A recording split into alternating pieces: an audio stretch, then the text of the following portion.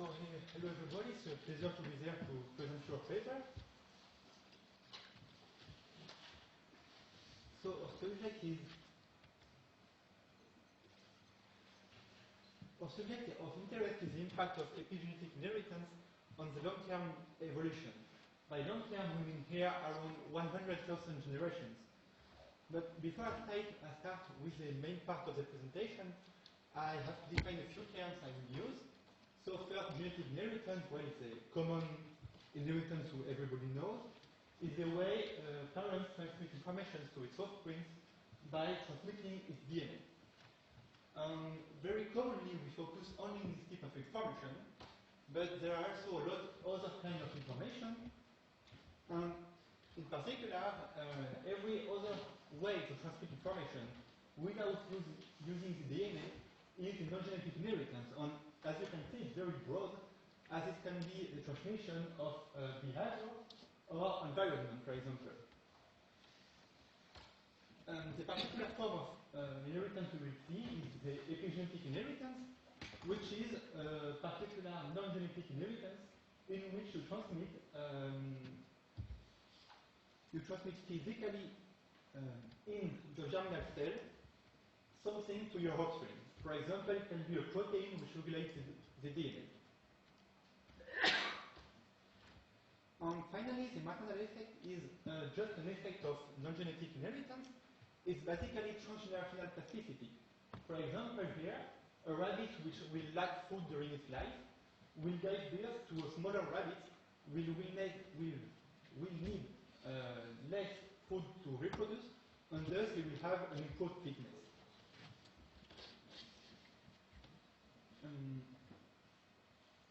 So now we can switch back to our question: do epigenetic inheritance systems modify the long-term dynamic of evolution? In the literature, authors don't agree if the effect could be positive, null, or negative. In particular, later review made a list of eventually positive and negative effects without knowing which one are strongest. In order to give an answer to this question, we decided to run experimental in silico evolution with our model RAevol. And you could ask, why RAevol? Well, because mainly it is our model. But more scientifically, because it has interesting strengths and weaknesses, and in particular, it's an individual-centered integrated model. I mean, here we have individuals with genome, proteome, genetic regulation network, phenotype, and we have an explicit environment used to select those individuals by matching with their phenotype. Moreover, we have a realistic cycle of life for our individuals, and individuals will have to lead plastic responses to stay well adapted. And of course, we can run the model with or without epigenetic inheritance. In the other one, of course, we have some weaknesses. We have only one form of epigenetic inheritance, which is parental protein inheritance. And this form of inheritance is quite weak, as it can be easily raised by just a plastic response during the lifetime of the individual. Moreover, it's not a mathematical model, so we cannot give you any kind of proof. And it is quite long to compute, so it is costly to have statistical power. So now let's present the model. As RAevol is an extension of EVOL with regulation, I will present EVOL first, and then present the added feature in RAevol. So EVOL is a model of bacterial evolution with sequence of nucleotide formalism. It focuses in particular in the effect of evolution on the genome of bacteria. Thus, the genome of our individuals is strongly inspired by the genome structure of prokaryotes. So, basically in EVOL, an individual is a genome. This genome is a circular double-stranded binary sequence. And on this sequence, we can identify transcribed regions as regions lying between a promoter and a terminator. So you can see that. On this transcribed sequence, genes are similarly identified between translation initiation and termination sequences. So you have the child Malverno and start sequence for the beginning, and the stop codon to the stop for termination. So once we have the gene, we have to translate it into a protein. In order to do it, we defined an artificial genetic code from codon to amino acid. As each base is just 0 or 1, or not A, T, G, or T, we just can define 8 codons. Two of them are the start and stop signals, so it remains to us 6 codons we can use to code information in the protein, and thus the protein will just be a sequence of this amino acid. So finally, we have to make the link between this protein and the phenotype. And as it is not the center of interest of RAevol, we decided to build a very abstract notion of phenotype. The phenotype is just a function from 0,1 to 0,1 in RAevol. And a protein will code for a triangle, and the phenotype will be the logical sum of all the triangles of the proteins. To compute the triangle from the sequence of the protein, we use 3 values. In, they mean the position of the center of the triangle, W, the width of the triangle, and H is 8. All these 3 values are coded by the sequences of the respective amino acid. And just the final height of the triangle will be modulated by the efficiency of the promoter of the RNA. So to conclude this slide, we have in RAevol a population. This population is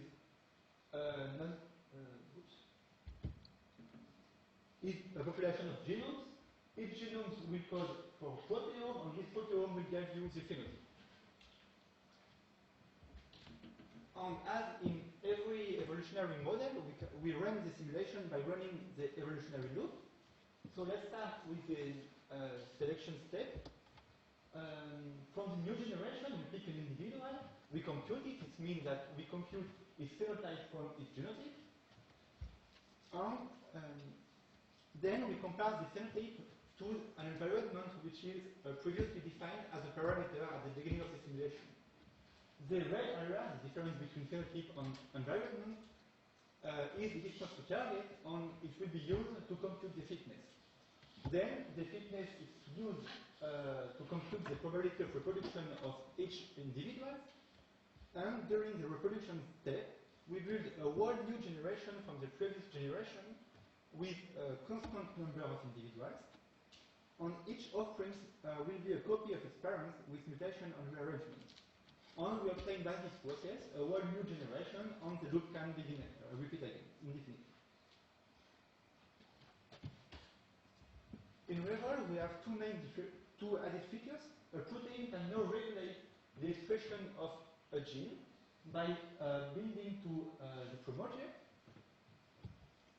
and by modulating the expression of the gene, it will modify the height of its triangles.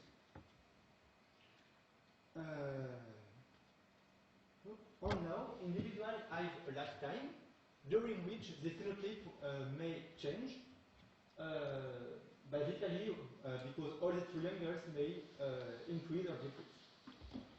The final level of expression of the promoter will depend this time non-linearly of its own efficiency, the activation and inhibition value, and the concentration of the regulatory protein, and that leads to a rich DNA.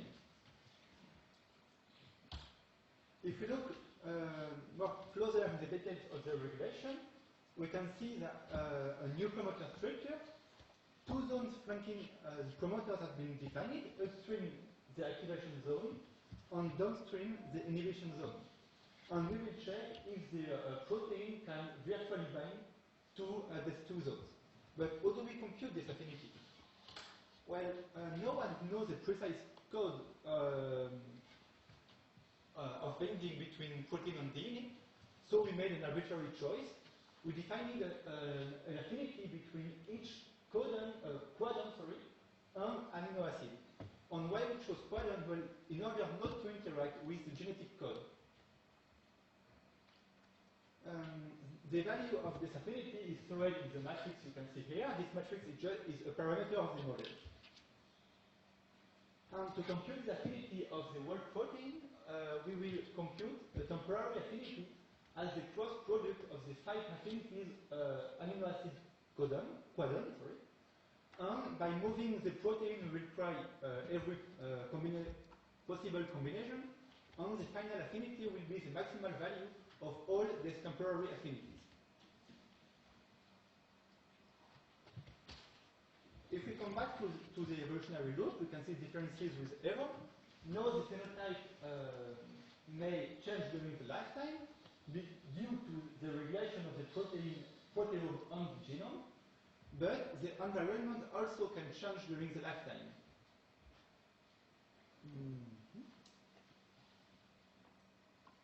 Yes.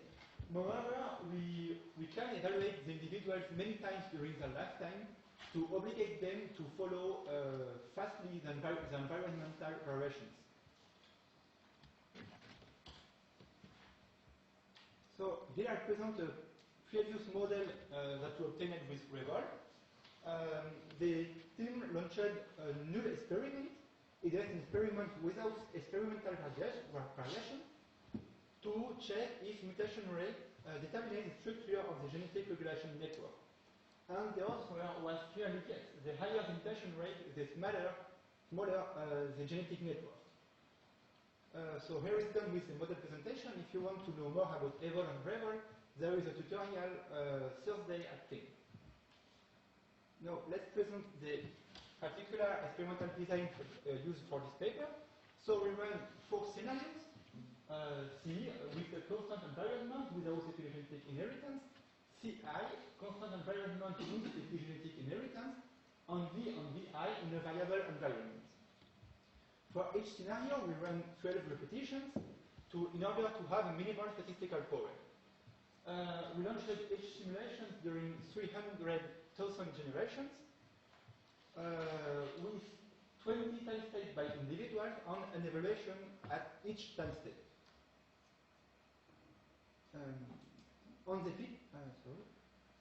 The final distance to target was the mean distance to target of the 20 evaluations.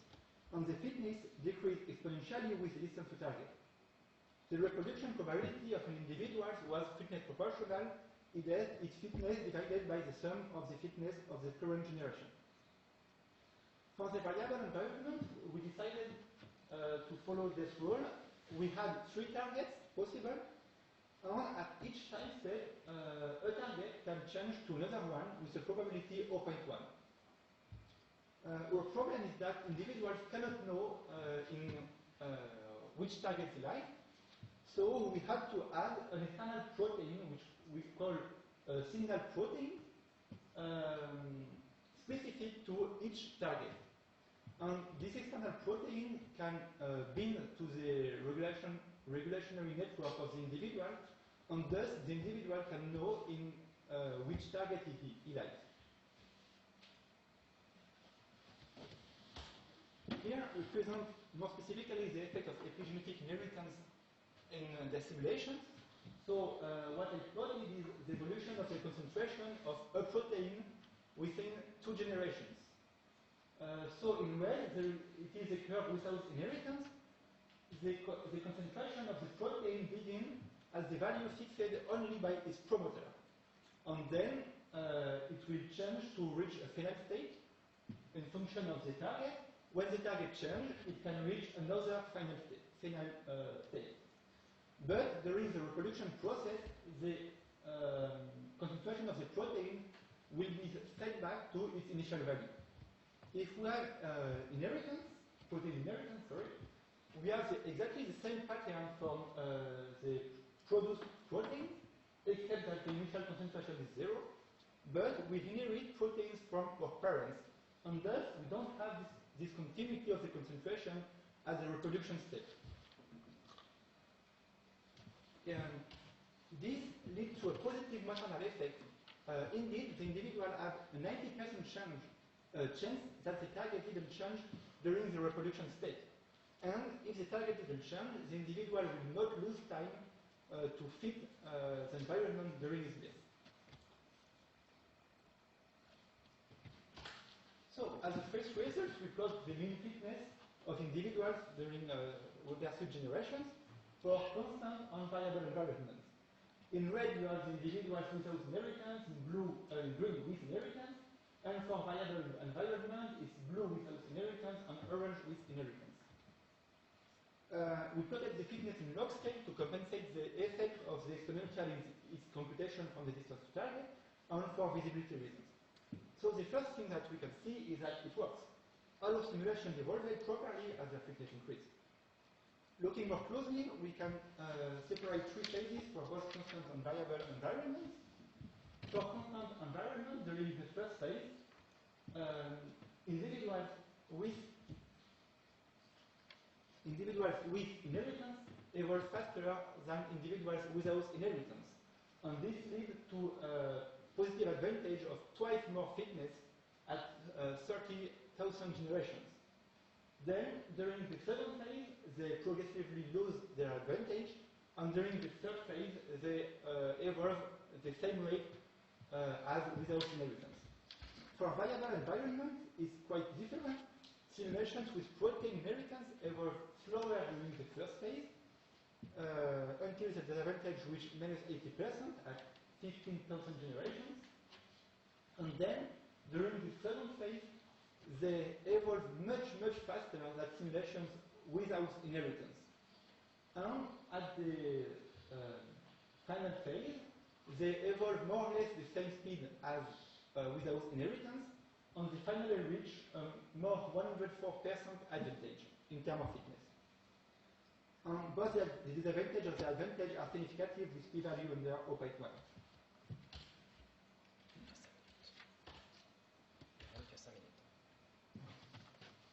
So these three phases can be seen more clearly by plotting the mean relative advantage of protein inheritance in terms of distance to target of the 12 repetitions. The rate increase for constant environment is not significant here. So now, if we try to understand this result, we can switch back to the fitness and see that during the first phase, we have a huge instability as some simulations even lose fitness during evolution. And this is correlated with fluctuation of the number of genes, and it is during the phase of acquisition of new genes. So we can assume the existence of a link between this instability of fitness and the non-recruitment process. And this could be due to a conflict between the two forms of inheritance. Indeed, the expression of a mutation does not follow the same timing for genetic inheritance and protein inheritance. Indeed, a mutation occurred at generation N could be deleterious at generation N+1, but advantageous at generation N+2. And this creates noise in the selection which slows down the evolution. If we want to understand a little more this result, we have to look the direct distance to target, in particular not smoothed, and we can see it's very broad. Indeed, individuals which face many different conditions during their life, during evolution process. If during their life they see only one target, it will be an easy condition, and thus the distance to target will be low. But if during their lifetime there were multiple target switches, it will be a difficult condition, and the distance to target will be high. Thus, the minimum distance to target gave us information to the ability to fit a constant environment, and the max minimum, the information about how they fit a switch of target. So here we plot this value. We can see two important things. The early disadvantage is only due to a disability of fitting switching of targets. So it quite confirms what we told before. The networks take more time to be built. And the late effect is only due to a better ability to switch a constant target. We have checked that this is due to the maternal effect we have previously seen. So as a conclusion, epigenetic inheritance has an effect, but this effect depends on the environmental condition on the time scale.